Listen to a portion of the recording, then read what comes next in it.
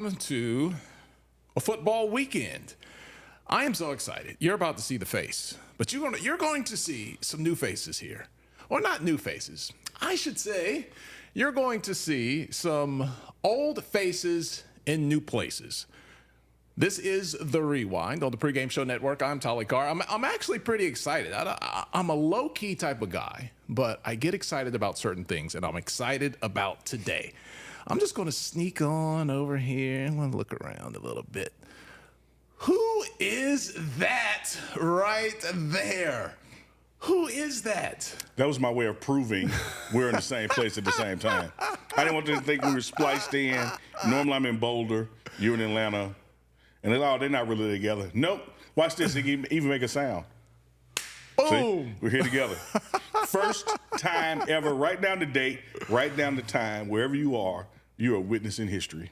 This is like one of a handful of times we've been in the same room together, right? Yeah, it is. But I would go so far to say, Neely, that this is the first time that we've been in the Eastern Standard Time Zone together. It is. And it's my first time inside the HBCU game day. I'm reminded of the words of Rick James when he walked into Eddie Murphy's house. Got a nice place. No, Neely was actually on the couch over there. I'm going to be wiping his feet off the couch. That was his real reaction. I ground my feet in Eddie's couch. I remember doing that. Let's see. Oh, look, Goonsville is in the house. What's up, Goonsville? Goonsville says, no way. Let's go. This is awesome. Unc, what's up, big homie from Goat Talk? Absolutely awesome. Uncle Neely and Tolly, that's Mrs. Aaron Willia. So, guys, we told you at some point it was going to happen. It had to happen. And today, it happened. It took a hurricane, but it happened. Explain for the people, and we have one more special guest coming in just a second. Special guest, hold on, we haven't forgot about you. Tell the people briefly, Neely, what it was like getting here, because we were going to do this yesterday. Yeah. So I was in New York for the premiere of Evolution of the Black Quarterback, produced by Smack Entertainment, and what an event that was, and was scheduled to come here to Atlanta to meet the tour bus, the DMVR Pregame Show tour bus, to go to Orlando. And every time I got ready to come here from New York, they had ground stoppage because of the weather, so you couldn't land. Got here later than expected, so we didn't do a show yesterday. And I'm not supposed to be here right now because the tour bus was supposed to leave Atlanta at 6:30 this morning, but the weather was bad, so that got delayed. He said, Tolly, I'm going to be here all day, man. Let's get me in the studio. Let's do it. All right, and the last thing here. You guys know Neely was going to bring my package, my gifts. It is in Atlanta. It is in Atlanta. Is it in my hands? It is not in your hands. When I walked into the office, I said, your package is at my daughter's apartment. But it is in Atlanta. He got it here. He just didn't get it here. All right. Do you remember Tom Hanks? Yeah. That movie where he was stuck on the island? Yeah. And Wilson was the volleyball. Yeah. Was it Castaways? Something like that. Yeah. Well, he finally delivered that package. Your package is going to get delivered. Okay. I'm aware of the movie. I actually have never seen it, but I know it's part of pop culture. Well, he was a pilot on a FedEx plane. Yeah. Plane crashes. He kept some of the package. The years he was stranded, he made a commitment to deliver those packages. You're going to get your packages, man. All right. We have something special in addition to Neely. Let's welcome him in. There he is. It is our good brother. It is not Carl Lewis. You remember? I remember you said Carl Lewis. My coach, Carl Reed, is faster than Carl Lewis. I don't think you guys got to see that. That actually made it to the cutting room floor. With a straight face, I said, Coach Carl Lewis is joining us now, but it's actually Coach Reed. So we got a mashup of the big boys and the rewind. So, Coach Reed, thank you for joining us. You and I, brother, we've got to get a bus. Neely has his face on the side of he's John Madden now, all right? This guy is the 2024 version of John Madden. We got to step it up, Carl. Well, he could say, Mama, I made it. Absolutely. Absolutely. All right, so let's give you the lowdown. We're taking your comments live. It is a live show. I'm switching the show right here. We're having a great time. We'll be talking to you. You have the brain of Coach Carl Reed from 24/7 Sports here. So if you want to talk X's and O's, if you want to lay out your best theory, and he'll tell you why that's a good idea or why parents should never come to the fence line to offer their ideas, you might get that as well. So we have him for about 30 minutes here. So let's go. Coach Reed, first of all, let's start with you, man. Your thoughts on, Neely says it's not a miracle because he has seen it several times. We have not had a chance to talk to you on air. But the way that Colorado was able to handle their business against Baylor heading into this game against UCF. Well, I was really excited about it, and I'm going to tell you why, Tolly, because typically a season ago, with some of the mishaps that happened, like giving up the kickoff return for a touchdown, some of those plays, those kids a year ago would have folded up 10 a little bit. But this team was resilient. They kept fighting through every play. You also, right before the Hail Mary pass, you had a drop touchdown pass where you would have walked in the end zone for. Those were things that a year ago would have broke that team. They stayed the course. I thought that it was an incredible play.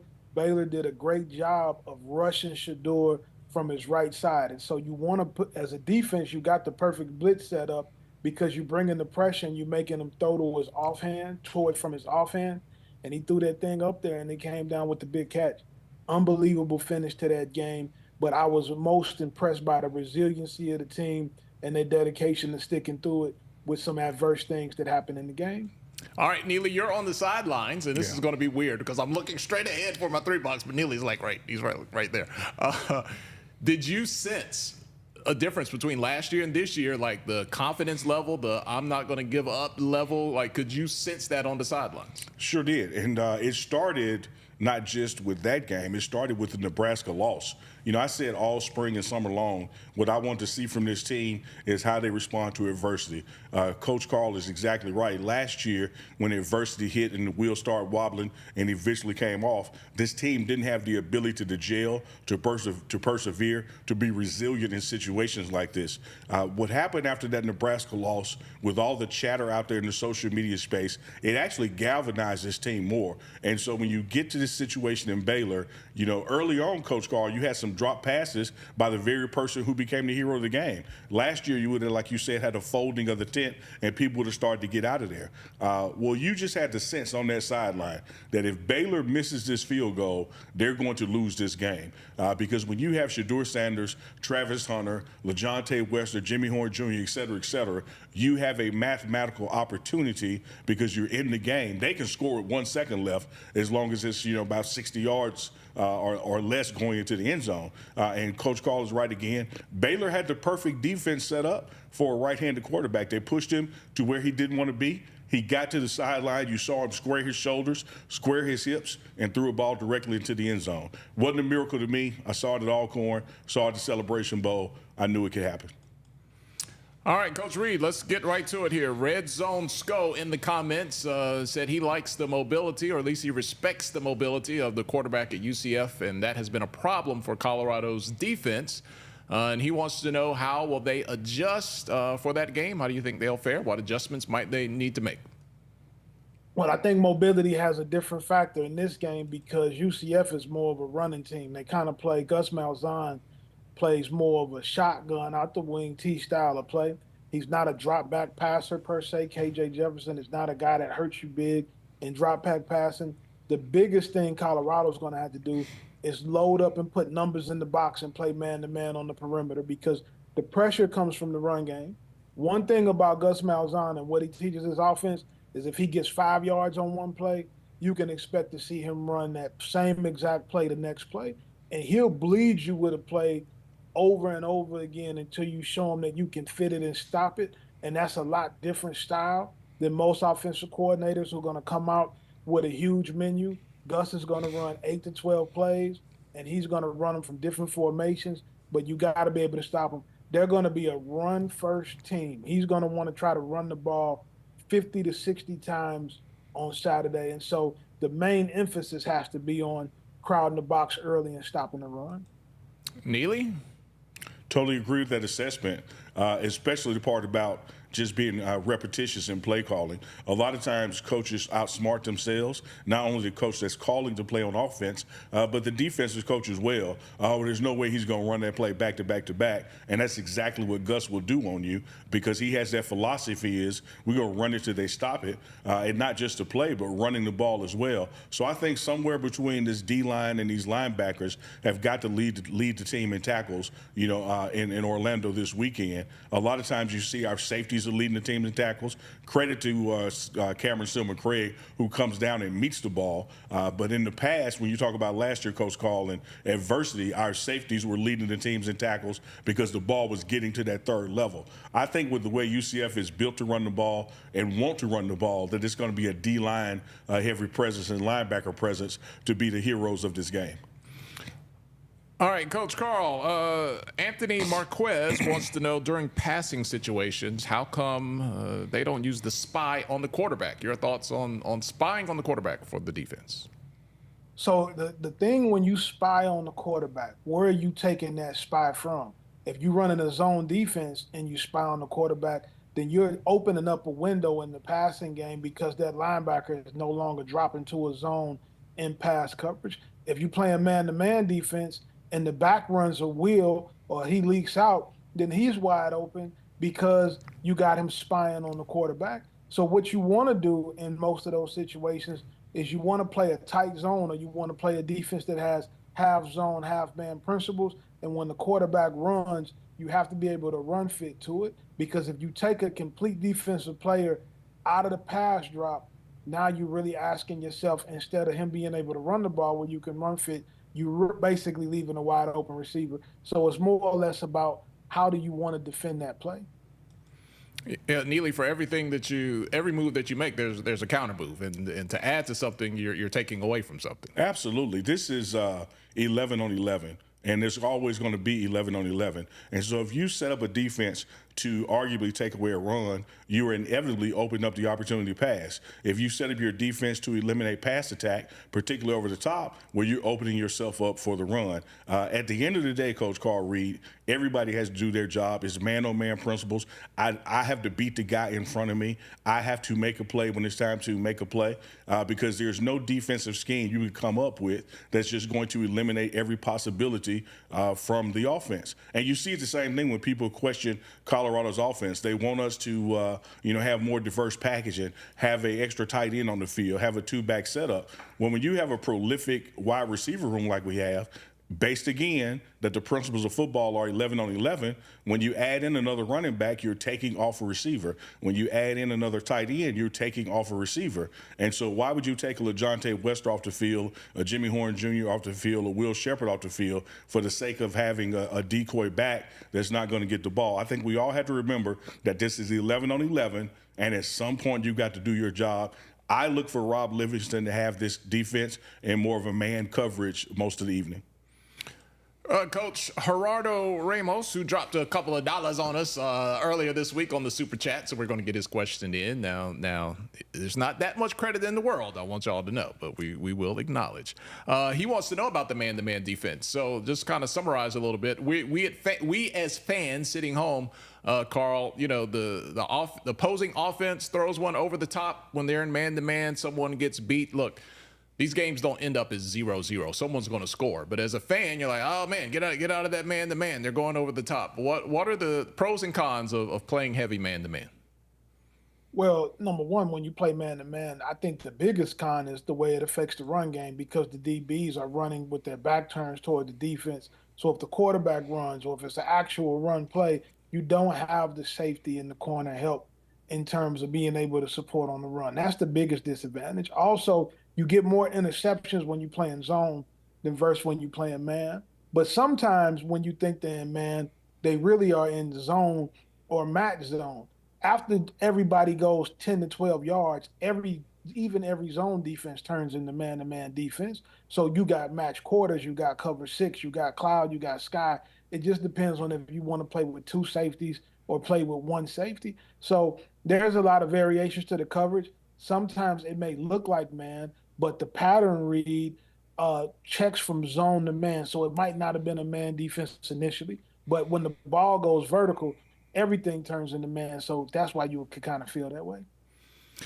Neely, what is the identity of this defense? We see a lot of man-to-man, or what appears to be. As Coach Carl Reed just told us, you could be fooled. How would you summarize the identity of this defense, Neely? You know, globally, I'm going to say it's high football IQ, very talented with a lot of depth. It allows you to move some pieces around. You have Rob Livingston come in and not try to force a particular scheme down the throats of his players. He learned the individual talents of his players and how do I get the best 11 out here collectively based on the situation, and we're going to come up with our scheme based off that. Even the terminology of the defense is player-driven.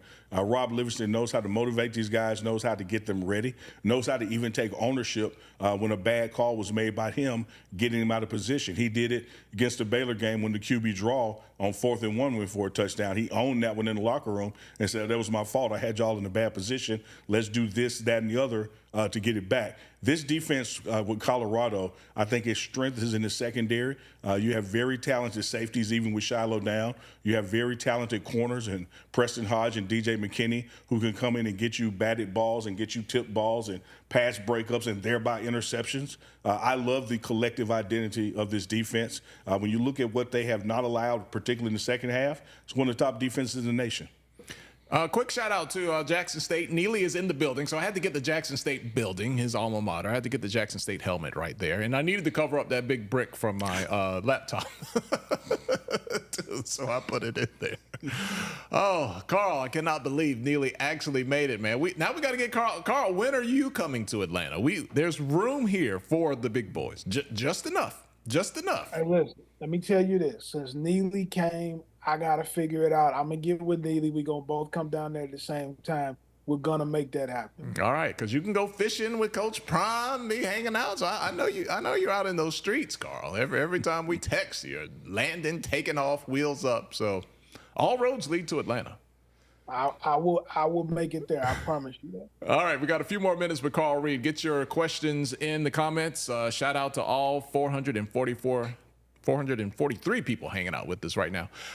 Carl, one thing I noticed, again, just as a dummy watching the game, it felt like against Baylor, they made adjustments late in the first quarter or by the end of the first quarter that the previous weeks, it took them until after halftime to make.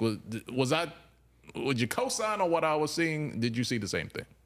Yeah, the adjustments were great that were made. And you get better. The more chemistry you get, the more guys play together, the more guys coach together, the chemistry gets better, and you get to learning things about each other that you didn't know before. So, Tyler, you're absolutely right about that. And Neely, you and I talked about that before. Like, it just seemed to be kind of picking up a little quicker. Yeah, it's amazing how something as simple as no cell phones in the cafeteria can allow people to get to know each other. And Coach Prime always said, the better we get to know each other, the better we're going to work together and adversity hits us. Last year's team didn't have a lot of personal relationship developed. So when a guy was having a hard time next to you, man, screw him, I'm going to get mine. You know, it wasn't a team identity. This year, being forced to get to know each other, live together, work together, play together, you see it coming across in the locker room and on the field. One unit, one man, one sound, all of that. They are in this thing together. And so when something happens, it doesn't go off the rail like it did last year. You don't have that snowball effect. As Coach Carl Reed said when we opened, last year, one of those drop passes, everybody quits. This year, it's like, no, man, we know you. We get it back next rep. Coach, Neely talked to us about the recruits that were there, the level of excitement. A lot of people connect with you, talk to you. You kind of monitor a lot of the buzz on social media. This is a question from the comments. Did you get a lot of buzz from recruits, people excited about that come from behind win and the way things went down against Baylor? Winning always excites people. Everybody wants to be around a winner. And I do think that what you're starting to debunk is one of those things that Coach Prime does recruit high school players, some really good high school commitments there. But anytime you go to a game and your team wins that you're there to see, it adds to the level of excitement, and it typically makes people jump in the boat from a recruiting standpoint. Yeah. Neely, you, in case people missed it, the level of excitement and the people that were on the sidelines and the kind of experience those recruits had, because it was homecoming weekend. It was homecoming weekend, and to echo what Coach Carl Reed talked about there, you had high school seniors in the recruit visit and they got to witness Michael Welch, a true freshman at running back. They got to witness, a left tackle starting in Jordan Seaton and playing all game, making an impact. They got to see a Draylon Miller, a wide receiver / running back, as a true freshman get playing time. When Coach Prime recruits you, he recruits you to play now, to have an impact now. Is there a developmental process? Certainly. But we want you to impact this team right now. And what sounds like a sales pitch in the recruiting office, the people on that visit got to see it in action. They saw themselves 1 year from now. And so why would you not sign with a coach and with the organization and a team that's going to give you an immediate opportunity to play if you meet that criteria? Interesting question in the comments from Triple Threat Sports. I'll give this to both of you guys. We'll start with Carl here. Do you think that they're still dealing with what they're looking at instead of reacting? In terms of the defense? I think we're going to say yes. I think that's what he's talking about there. Well, you have to deal with what you're looking at because the film study kind of shows you. I think Travis Hunter did an incredible job breaking down the look that he saw that let them know that they were going to try to run that particular play on the goal line. So you have to diagnose the formation.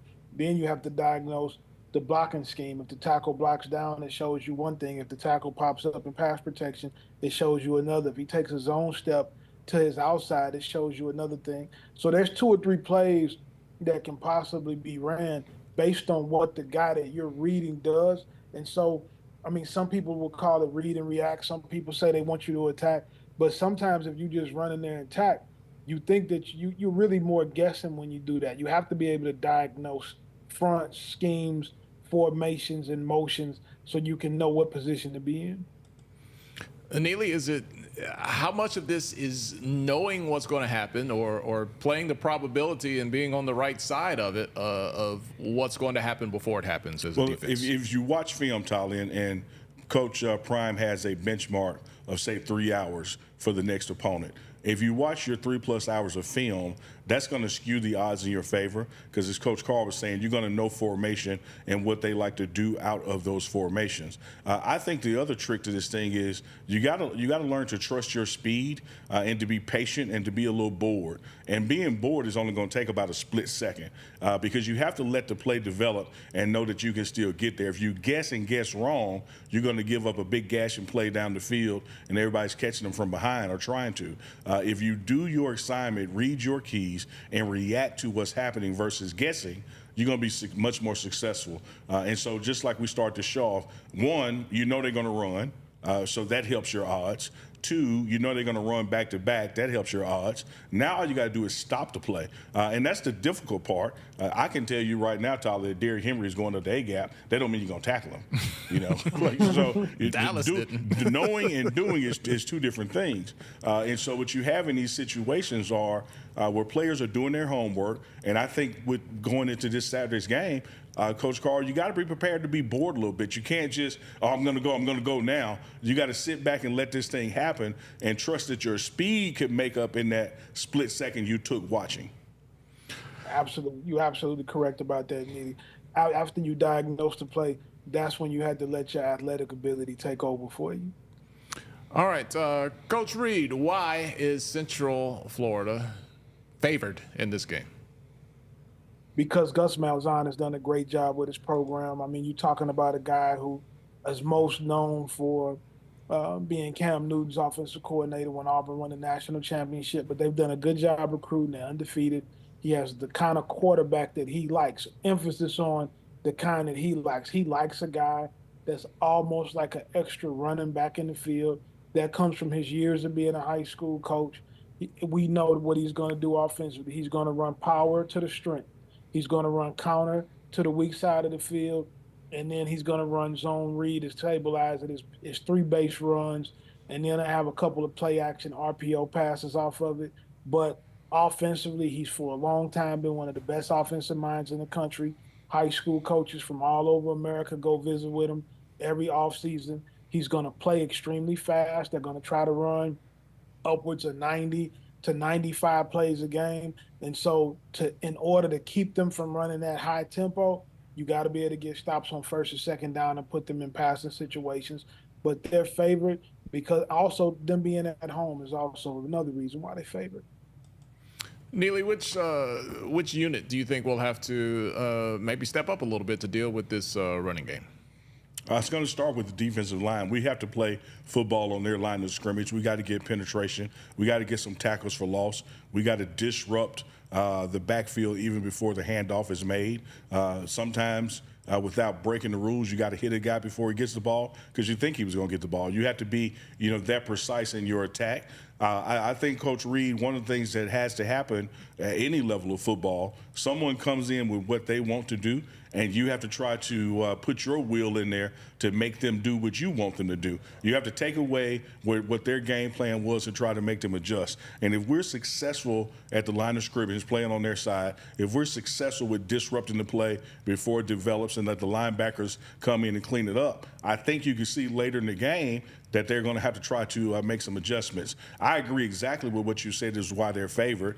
Their coach, their coaching staff, the level of time they've been together with the players that they have, and then most importantly at home, the bounce house. Everybody wants to talk about Nebraska and what you faced in Colorado State. This is still going to be one of those environments that our players and our coaches in the first minutes of the game are going to be like, okay, all right, this is not just the team. We got a 12th man here too. They're going to be loud. They're going to be jumping up and down, and that stadium is going to be rocking.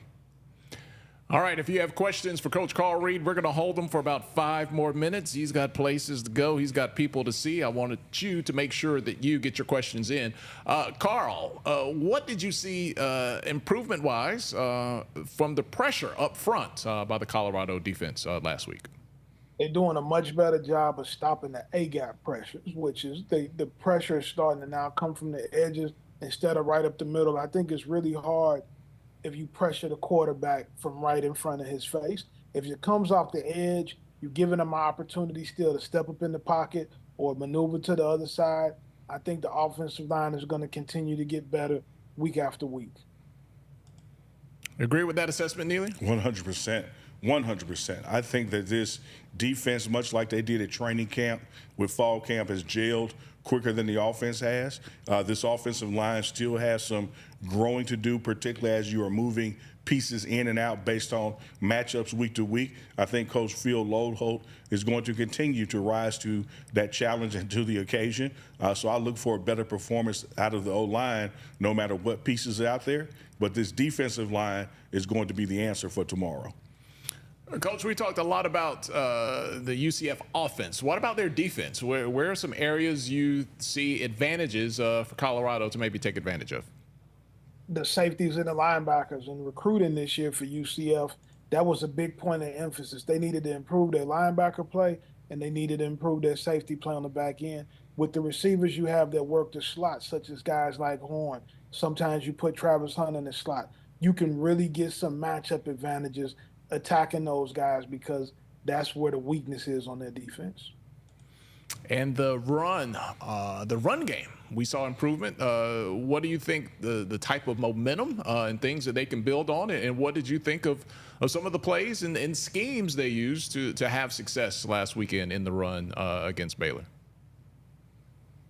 I think from a run game standpoint, obviously you majoring in the inside zone scheme and the stretch scheme, and they have been taking advantage of moving guys around from a formation. You saw more formations against Baylor than you get against Nebraska and North Dakota State and Colorado State. So you can tell they're adding stuff every week in terms of a scheme standpoint. And when you start to take those guys out the box, then it opens up more running lanes for you. And they've been able to have success. Now you're starting to see them be able to chew up a little bit of yardage on the ground. All right, Neely, potential to be 4-1 heading into the bye week. What would that mean for Colorado? It means a hell of a lot. One, you're one step closer, as Coach Prime likes to put it, and getting Miss Peggy to a bowl game. Two, you're going to get a significant amount of players back after the bye week, so your team is going to improve. So psychologically, if I've gotten 4 wins and we haven't had our best athletes at the same time since maybe the first minutes of week 1, because remember Cameron Silver-Craig went out in the first 5 minutes of the game.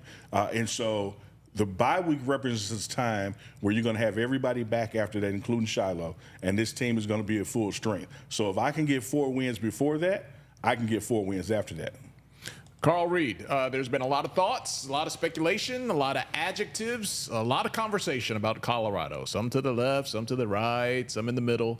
But if this team wins this weekend on the road as an underdog, goes into their bye week 4-1, what does that do for their national profile? Not in terms of popularity, but in the terms of, the polls, the way people are going to view them as an actual contender. What would a win mean? Man, people going to hate on them no matter what. If they win, they're going to say something was wrong with Central Florida. If they lose, they're going to jump all over them. You can't worry about the external factors. You can't worry about how people perceive you. This team has to stay within itself, within the locker room, and they have to work week after week after week, because every week, win, lose, or draw, it's going to be a group of people that are going to love to hate them. Neely, that goal line stays moving, brother. Oh, man, when it comes to Deion Sanders, that goal post is going to move. When we accomplish the goal that's in front of us, you've seen it with the 3 wins we've had this season. They were going to be losses before the game. After the game, this, that, and the other didn't play anybody, or they didn't have this in place. I do have a question I'd like to ask Coach Carl Reed from a coaching standpoint and getting your guys ready. We're in Florida, or we'll be in Florida. I'm in Atlanta with my good friend Tolly Carr. We will be in Florida, and there's significant players who make contributions on this team who are quote-unquote Florida boys playing for the first time at home in a Colorado uniform. How do you get those guys to stay within themselves and not try to do too much too soon, but just let it come when it comes? Number one, you got to keep them at the hotel. No going out. You don't want a bunch of their family members coming to the hotel and distracting them from the game. Even though you back home, this is a business trip, and we in the business of winning football games. Stay true to your assignment and your alignment and doing your job. And remember, your first priority is to be able to come home and get a win. And you're only going to win if you play football the right way. All right, Neely. Let's get Neely on camera here. Neely, I need you to monitor the hotel hallway. I need you to be on it. Well, tell you about the brilliance of Coach Carl Reed. The Colorado football team was not supposed to make it to Orlando till Thursday. Left a day early to beat the storm. So you've been on the road now since Wednesday out of your confines, which adds to the dynamic of a road trip. Hadn't been able to practice like you would have because it's raining there. And now, as Coach Carl said, you want to be sequestered into the hotel. So you don't want a lot of visitors. You want curfew at 10. You're trying to keep things as business-minded as you possibly can. So when it comes to monitoring that hallway and the coaches that are doing the room checks at night, it absolutely has to happen these next 48 hours. Hey, and if Neely comes through there, Carl, he's going to have his camera. So you're going to be not only you're going to be caught, you're going to be caught on tape. So and the only way it gets deleted and not reported, I need some snacks. Come off the room, snacks, and I don't want to say a word. We might need to edit this portion of the show out. Carl, before we let you go, I'd love to get people out and give them a little time to relax before they move on to their next thing. The offensive line was up and down. There was one stretch where they were just not good. But when needed the most, they gave enough protection to get the job done. What do you think about the journey this O-line has been on so far heading into the game against UCF? You just got to keep coaching them through it, right? You got to coach them every play. You got to coach them between every series. You got to do more coaching, less cussing, right? You got to be teaching those guys and understanding that it's a process. You got a bunch of new guys together that transferred in that were good players where they came from. One of your guys was playing high school football this time a year ago. It's tough to play O-line at the major college football level, so you just got to keep coaching and stay the course. I like it. All right, Carl Reed, here's our bonus question. I thought about this on the drive over. Georgia and Alabama play on Saturday night. Saturday afternoon is the Colorado game. I won't put you too far out there because you got to talk to a lot of fan bases. When we look at those viewership numbers, how do you think those two games will match up? Well, man, I think that Alabama-Georgia is obviously the game of the weekend when you talk about in terms of the national championship landscape. And I think most people in the country have proven that they want to see Coach Prime's team every single weekend. So I think you're going to have everybody it's going to be a lot of businesses that's not doing businesses during that time slot on Saturday as we transition from the Colorado UCF game into Alabama, Georgia. Neely, it's going to be interesting to look how those millions stack up against those millions. It will be. You know, I'm never going to bet against Coach Prime on TV as far as the eyeball attraction. But Coach Carl is exactly right. That Alabama-Georgia game is huge. And I think what it's going to finally do, as far as this season is concerned, it's going to show the football market someone's going to be in the top 12 with more than one loss. This is a year where you go to the college playoff system. You can make your conference championship. You can win your conference championship with even 2 or 3 losses. So this Georgia-Alabama game is not like it was 10 years ago where the loser is out of it. The loser is still in it. Yep. It's going to be a good Saturday. It might be wet, rainy. You don't have to cut the grass.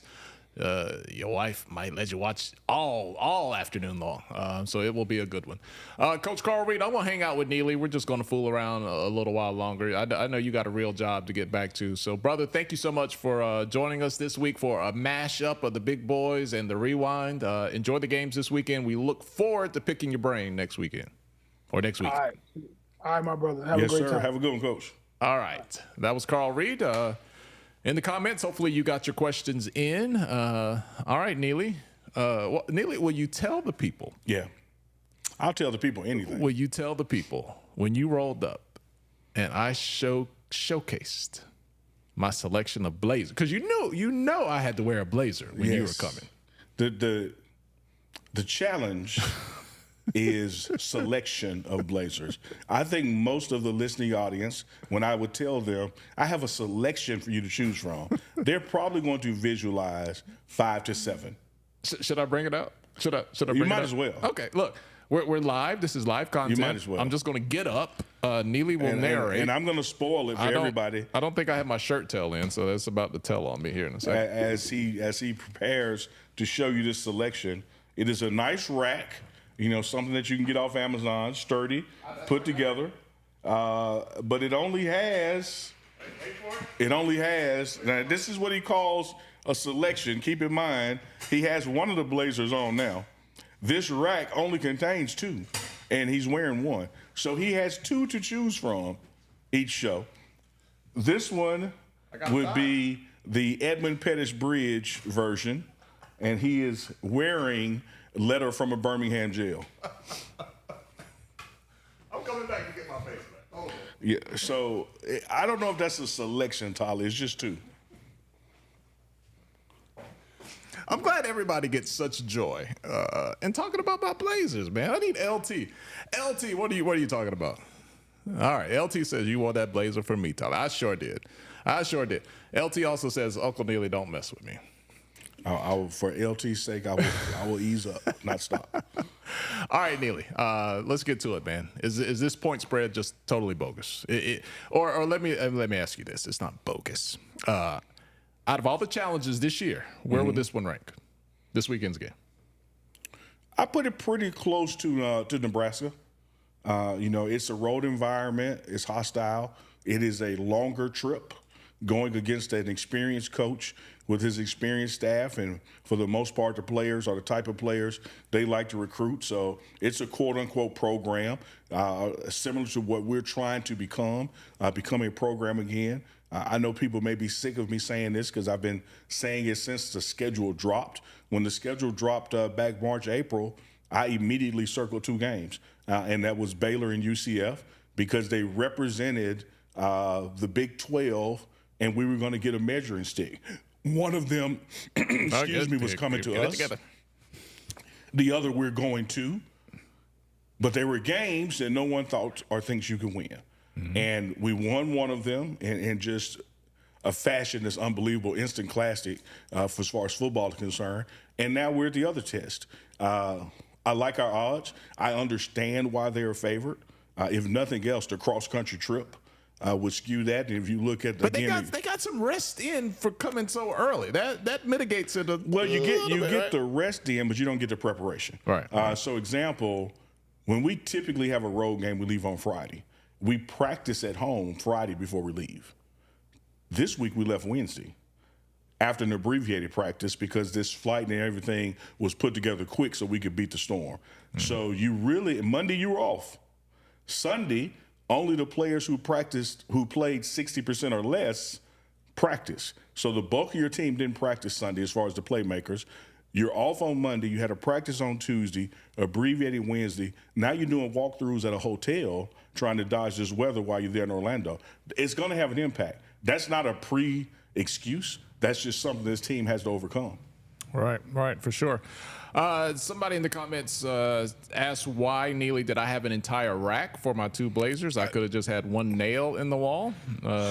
Somebody else wants to know my size. They say they have about 30, so they can send me some. I think I'm a 44, but I have been losing weight, though. I'm going to go about 42 regular, maybe even 42 long. Yeah, well, I'm 42 long, but some places don't sell the long anymore. They just, so I just go up, and it kind of gives it that length. Yeah, nice fit. It's just I don't think 2 is in the selection. I have about 5, to be honest. I still have my wedding, the suit that I wore to my wedding. I didn't rent one. I bought one.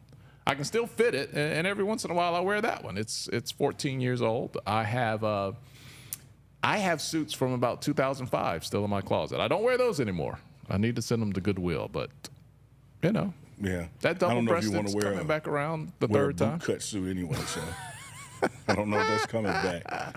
Let me tell you, boy. Early 2000s, I had a 4-button. Ooh. Oh, you had the Steve Harvey line. Oh boy, and you couldn't tell me nothing. You look like LeBron and Melo in the draft. The big legs all the way down. You couldn't tell me nothing. All right, Neely. You touched on this a little earlier. Yeah. Some of the players that have been out trying to come back. A lot of people in the comments, I can't even keep up with all the names. They're asking me who's going to play. I bet it's Dallin Hayden, and he's going to play. Okay. I bet they asked about him. That's the running back transferred from Ohio State, from Memphis. Good young man, had some splashes early in the season, got a little nagging injury that needs to heal up. He's been practicing later last week. As a matter of fact, I thought he was going to play last week, but he was at about 85%, so held him out one more week. And Coach Prime says he's going to play this week. So you'll have Micah Welch and Dallin Hayden getting the bulk of the carries this week. That leads me to think that we'll see even more success. And maybe I totally agree. I love Michael Welch and what he brings to the table. He is a thumper. He is a bowling ball. He does his thing out there. But what Dallin brings is that big game experience, being an older guy. And so I think you're going to see both of them in certain situations with their different running styles, which is going to open up more opportunity for success with the ground game. Having said all that, y'all, this is a passing team. You got Shedeur Sanders. You got Travis Hunter. You got LaJohntay Wester. The list goes on and on with Jimmy Horn, both of those guys being Florida guys. I'm still looking for big games out of them. Neely, the rain, it might rain. It might be sprinkling. Somebody says 60% chance. I haven't gone into the forecast, but it's Florida. It could rain any minute, any day. Is Colorado not the most well-versed team? It feels like every game. There you go. There you go. Are they not the most experienced team? And I feel like every time I watch a game, from spring ball to any game, it's raining, it's snowing, it's doing something. I think they're built to succeed in it. The wind may be more of an impact for this game than the actual rain. We're going to be on the back end of the storm. The storm is going to be moved onto the Georgia. Orlando is east to where the storm is coming in. So there's going to be some significant wind gusts taking place throughout the weekend. And that's probably going to have more of an impact on ball flight than the rain would. The rain is probably going to have more of an impact on the ground game and footing. But one thing I'll say about this team, it's not concerned about the environment. They don't practice with wet balls or in a wind tunnel. They practice doing what they do. And so I'm not going to make any excuses about the travel, about the delays in travel, about the lack of practice time. They put in enough work to win this game. All right, we got 775 people in the chat right now. Get your questions in. Neely's going to get hungry here in a second, so we can't go on live. Get hungry? I walked in the door hungry. And I have zero snacks here at the HBCU Game Day Studios. Usually, usually is well packed with snacks, but we had a big grand opening for another thing we're doing on the other side of the building, so the budget is down to zero. So snackage is and I will say nil. this, Tyler, I want to say it again before the 700 plus watching and the other thousands that will watch the replay. This is a beautiful studio, man. Hats off to you and what you've accomplished with HBCU Game Day and the growth. Love the setup, love the different angles, you guys. Wish they could see like a behind-the-scenes shot of how you have put this all together, man. Hats off to you. Nobody is doing it in this space like you're doing it. Well, thank you, brother, and maybe we'll get a behind-the-scenes video on the Pregame Show Network. I think that'd be a great idea. We might work it out. Congrats to you. You're on the side of a freaking bus, like just rolling down the road. There's Neely. Let me tell the folks out there watching, I've been texting Tolly my travel updates, and I've been saying stuff like, well, I got to get to Atlanta by this time because I'm meeting the bus. I had no idea he didn't know what the hell I was talking about. None. Until I walked in here, and he's like, man, what's this bus stuff? So I showed him, the bus that we have for the pregame show, DNVR Buffs, the collaboration we do on pre and post games. And he was like, I had no idea. I was like, man, it's your algorithm, bro. I don't know what you're watching on social media that you missed that. I did see inside the bus a couple of weeks ago, but I did not see the exterior of the bus, so I had no idea. Well, those are two different things. Yeah. Those are two different things. We went to Nebraska in an RV, and there were some sponsors that loved what we did on that trip so much that they were like, hey, let's take it up a notch. Are there sponsors out there right now that love what we're doing? I think Men's Warehouse is willing to step up. Throw some blazers this way. I shop there. Hold you got your water bottle? Hold it up. LT thinks I didn't give you any water at all. Let's get a good shot of that. I did. It's a small one, LT. Yeah. It's a little one. And I'll even prove his water by drinking some live on the air. They said you sounded a little parched. So I do at least provide water. No, man, for my here's guests. the deal. What a blessing. Got to work this black carpet event at the Apollo Theater for the evolution of the black quarterback. Tolly is much more experienced in this stuff than I am, so I know he probably knew that the black carpet would be outside. Had a little tent that you walked through, but it was still outside. And it was a New York night, and you're standing there with a microphone for 2 hours talking to people, and this breeze is coming through, and your next thing you know, your throat is going tight. Yeah, so I'm on the back side of it. I don't feel like I sound is the good news. So it's just being out in that New York air, which, I'll put up anything if Taylor Rooks is right over there, which she was. So wasn't a bad night. I'm not complaining. I'm one of those husbands that just stares at the ceiling. Yeah, you have to. You have to. Put some shades on top of some shades on top of some shades behind the visor. Like, hey, bro, how you doing? Hey, good to see you. I saw a lot of my friends there, a lot of guys I know. Neely, my daughter was coming up here yesterday, but my mother-in-law's in town, so she didn't come today. She's with grandma. But she was so excited to meet Neely. The weather wouldn't let us be great. She had a list of questions she was ready to ask you. My daughter, London, is like my #1 fan. Anything I do on YouTube, she's going to find it. She loves Uncle Neely. So let me ask one of her questions. Let's get it. So I can show it to her and show that London Carr's questions got in this week's episode. She wanted to know the story about how you started the Pregame Show Network. Woo, that's a great one. So we were back at Jackson State, and it was that pandemic spring. Mm-hmm. So that's spring 21, I believe. Yep. And it was born during that spring football season, and I had no idea that Deion Sanders was watching it. I had interviewed him before on a couple of podcasts that were audio only, and I had no idea he was watching what we were doing during the spring for those games. He was watching them post-game, Get home, coach's energy is up, so let me see what happened during the pregame while I was coaching. And when we got to the end of the spring, he called me up and said, hey, man, I want you to come to practice. And when he called you, did you know he even had your number to yes, call? Because I interviewed him a couple times. Okay. So when he called, I did know it was him, but we probably talk 3 or 4 times a week now. At that point, we probably only talk twice. So it's still a shock to look down and Deion Sanders is calling you. And so he's like, Neely, what are you doing? said, Coach, I'm watching the Alabama spring game on TV. He said, great. That's why I'm calling. He said, you see where Herb Strait is next to Saban? I said, yeah. That's what I want for you to do. Now, the catch is you got to be at practice. You got to be at team meetings. You're doing a great job covering us from the outside. I want you to do it from the inside so you got more truth to it, more credibility. You're not just guessing from a fan show. You're able to present the facts. I said, okay, when does it start? Oh, be at practice tomorrow morning. And then he hung up. And at this point in your life, you have a job. Yeah, I had a real job. And thankfully, practice was 6 a.m. to say 7:30. So I was able to go to practice, change, and go to my real job and cover the team. And then it reached that point, fast forwarding through the story, where it's time to the opportunity to cover Colorado with him.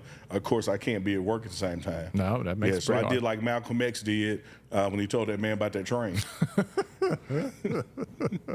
Yeah, I don't work on the train no more.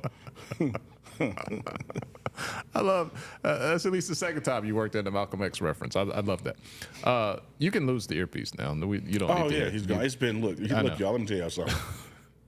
You old football guys out there. You old football guys out there. You remember the days of boiling your mouthpiece because you had to get that plastic loose where to fit to you.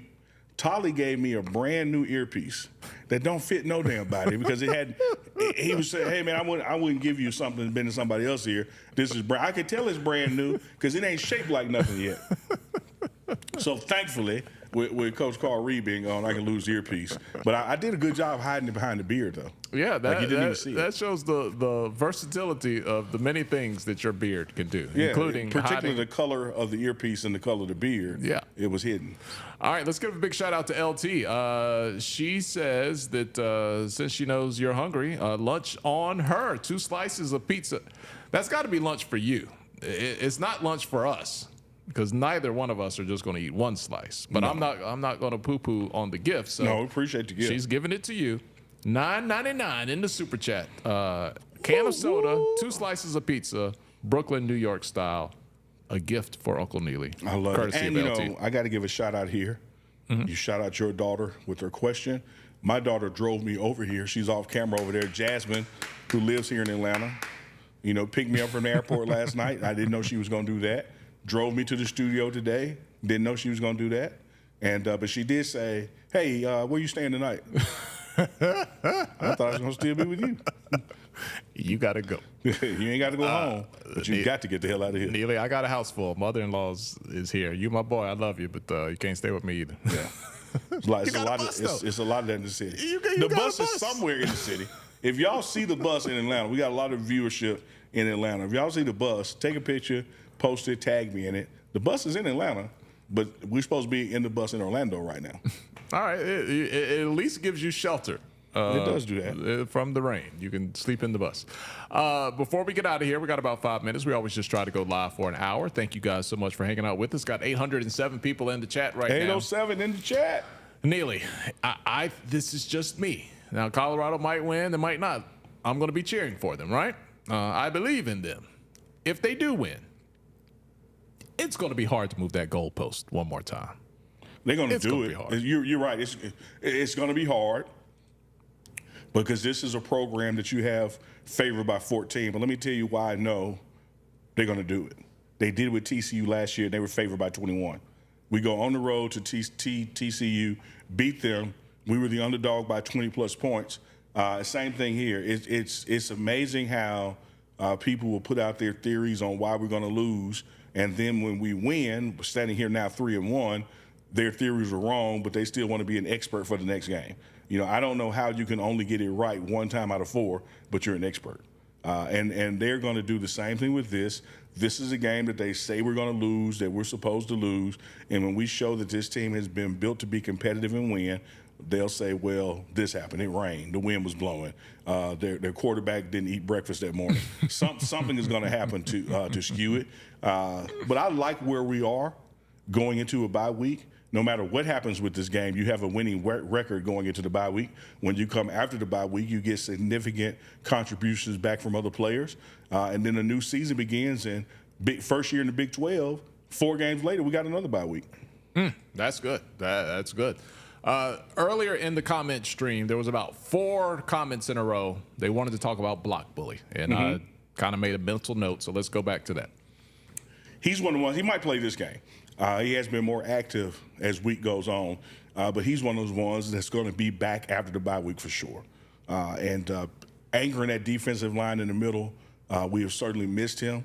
His impact, not only playing wise, but leadership and scheme wise and vocalization. Chidozie, who transferred from Houston, a.k.a. Block Bully, be back soon. Could be this week. Of course, I've been on the road and haven't seen what happened in practice, but certainly after the bye week, he'll be back. All right. Some people joining us late and realizing that Neely is in the studio. They can't believe it. Let's prove it. You can't do that on green screen or split screen. I'm here in Atlanta in the HBCU Game Day studio. Wonder Twin powers activate. Form of a bucket of water. And then the other one's like going to form of something that could carry the water. A bucket. And then they just throw it. Or freeze it. And it was the Wonder Twins totally underutilized their powers. Yeah, they could have done a lot of things. A lot of things. And what was Gleek? What purpose did Gleek serve? He carried the bucket. Yeah, he would go bring the bucket around when the other one turned into something else. Space Monkey Gleek. Yeah. What the hell is a space monkey? Not the greatest era for the Super Friends. No.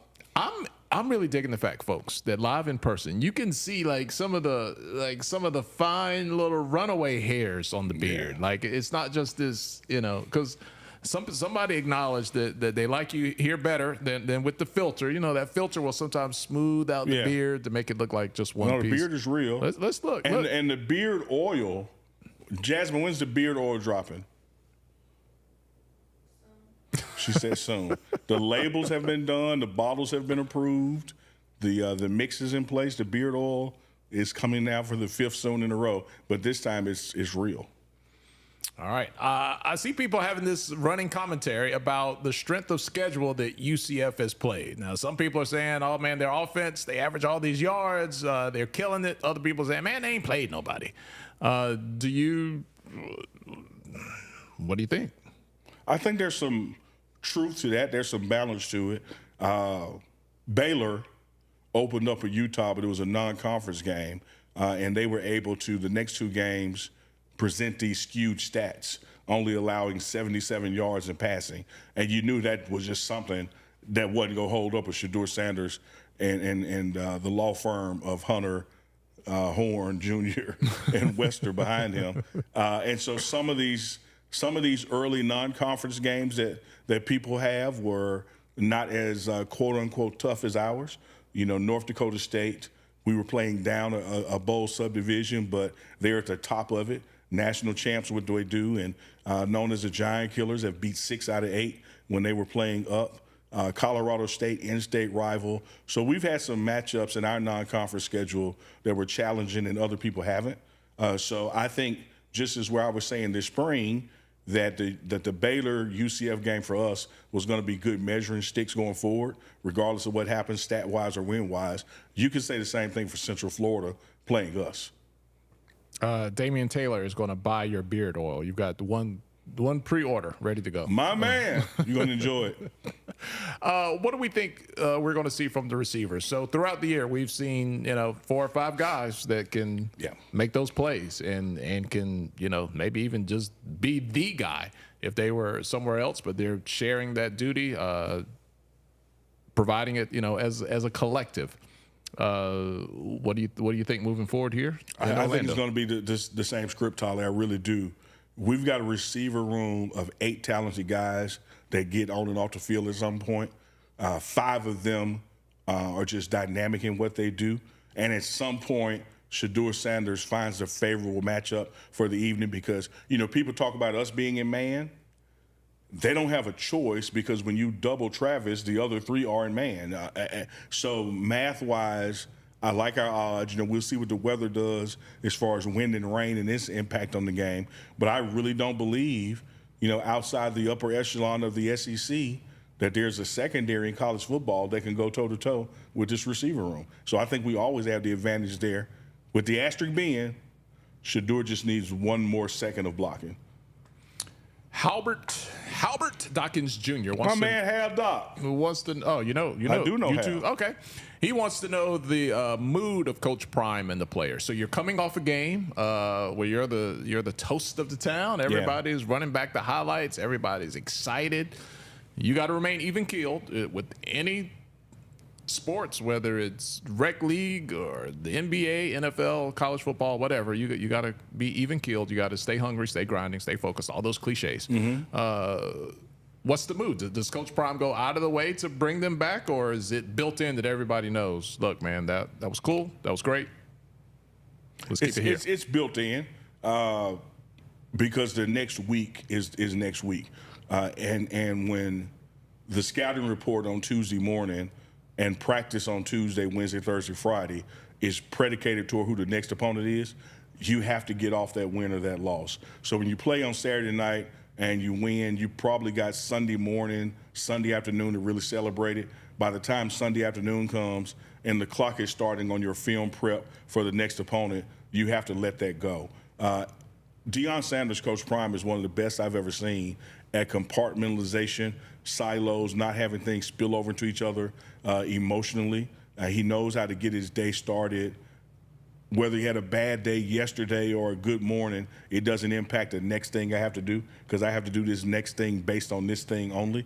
And I think that ripples through his coaching staff and then through his players, that they don't celebrate long and don't wallow in despair long either. It's really on to the next game. All right, we got a fan, Damian Taylor of number 67, Benson. They're predicting and hoping for some pancakes all day long. Going back to the offensive line, do you think we're going to see everybody in the same position that they started the game against Baylor, or are we going to more movement, more rotation? What do you think? You may have what ended the game against Baylor. Week before last, Justin Baird was pulled out, and you had a reshuffling. And he went back in at a different guard position and really was able to shore some things up and help keep Shedeur upright for the back half waning moments of the game especially. So I think that that mix proved it worked, so you may start with that. But one thing Coach Phil Lodo did all summer long was have guys move around to every position except center to get some experience at it. So at a moment's notice, whether it is fatigue, injury, or just matchup problem, he can move a guy, and that guy should be able to perform.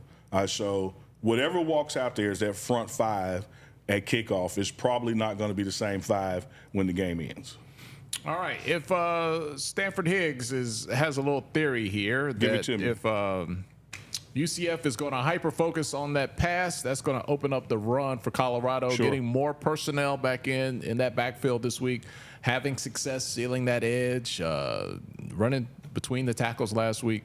Even more shine, you think, for the run game? I absolutely believe it. And ball security is going to be the name of the game. I don't care if Has there been a fumble this year? We have fumbled. Isaiah Augusta fumbled my game before last. Okay. So we have had a fumble, and we've just got to make sure, particularly if it's going to be wet out there, that we're taking care of the ball.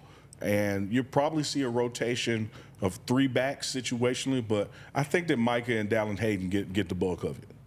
All right. Neely, what do you think about penalties this year? How has that gone?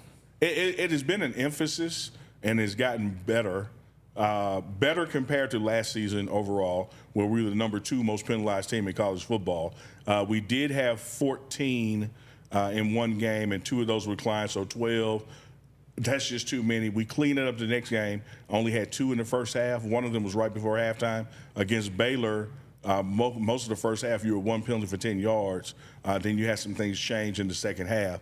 I like where we're headed directionally penalty-wise. I tell anybody who will listen, Tolly, that as much as you want to blame the offensive line play for last year, when you look at the 5 games we lost by 1 score or less, it was penalties that took us out of drives. It was penalties that gave them another scoring opportunity. It really wasn't the sacks. We have a quarterback, thank God, who has been built to not just survive being sacked, he thrives on it. But this team, nor any team in college football in America, can have 10, 12, 14 penalties and expect to win games to go to a bowl game. All right, we're reaching the end of our time here together, boys and girls. Neely, you love to give predictions. We do a terrible job of following up with those predictions. Oh, I remind you when I'm right. When I'm wrong, I'll remind you. I'll talk about it. What are you predicting for this weekend? I'm predicting this to be one of the tougher games. I think there's some things situationally where we yin-yang and match up well, but I still say that there's not a secondary that can really in conference run with the wide receiver unit we have and the diversity of it from left to right. So I'm optimistic in predicting that we win. Could be one of those things where the weather impacts could come down to a field goal or two with Mata. Love the way he bounced back. You know, had one missed, had one blocked, went into this next game, made one, and when it was time to ice him for the extra point, he's telling the crowd, bring it, like I'm hitting this. So we'll see if that travels on the road. Give me Colorado 21, UCF 17. 21. All right. I see. I see what you did with that 21. Looks like we'll see a lot of defense out there. I think so. A good back and forth. I think so. Scheme versus scheme there. Yeah, I don't see this 56-63 in this environment, this weather. I think this is going to be done at the line of scrimmage. I think UCF with Malzahn wants to run the ball, and I think that's going to eat up clock. And I think, we are built to score fast, and we're going to do that when we have the chance. Special teams. Are you confident that some of that got cleaned up this week? I'm confident that it was addressed and worked on.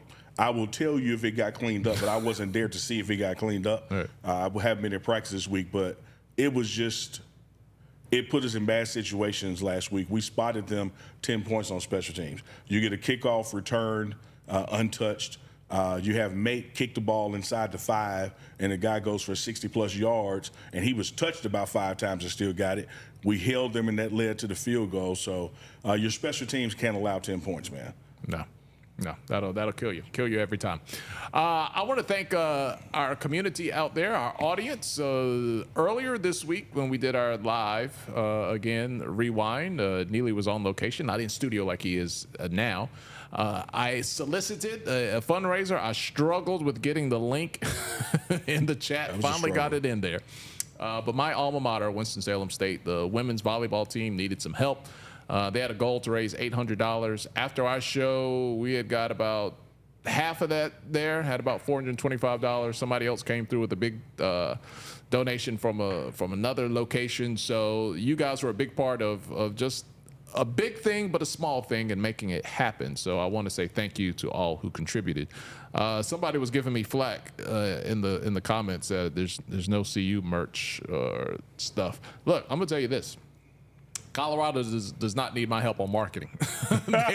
They are doing a great job of being super ultra popular right now. So I really get a kick out of the fact that we're able to have these conversations. Look, it's all about giving you guys Uncle Neely. I'm just a dodo here I'm just prompting Neely, right? But the fact that our HBCUs and where Coach Prime's college coaching career began, get some shine. Look, we had up to 800 people on the live stream. I don't always get that on my HBCU show. So the fact that we're able to share the platform and some of these schools get some shine with your eyeballs, and look, it might be a small thing. You never know where those things go. I do have a Colorado sign. Sometimes I put it up. I can see the edge of it right now. No, it's back there. I forgot to put it up. It's normally back there when we do the joint show. So yeah, it's back there. And look at Neely. He's I'm rocking it. See you down, baby. And shout out to you, man, for that mindset.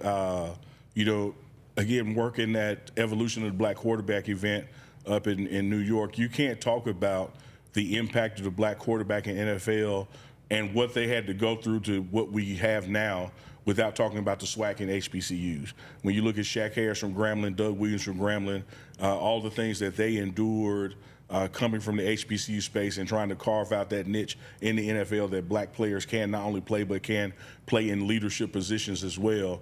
You look at the center of the field, Tolly, I know we got to go, but quarterback, center, linebacker, middle linebacker, safety are the brains of football, so to speak. Mm-hmm. And we have always been blocked out of those spaces.